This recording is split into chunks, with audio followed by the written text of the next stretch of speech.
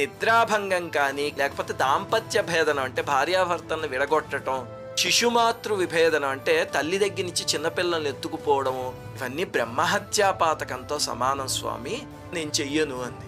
అప్పుడు బ్రహ్మగారు హోమగుండాల్లో హవిస్సులు వేసినప్పుడు అటు ఇటు పడతాయి కదా, భాగాలన్నీ నీకు ఇస్తాను, దేవకార్యం కోసం నిద్రలేపు అని వరమిస్తే అప్పుడు ఆ వింటి నారిని కొరికింది. అనుకున్నది ఒకటే, అయింది ఒకటి. ఏమైంది? ఆ నారి వెళ్ళి స్వామి కంఠానికి తగిలి శిరస్సు ఎగిరిపోయింది.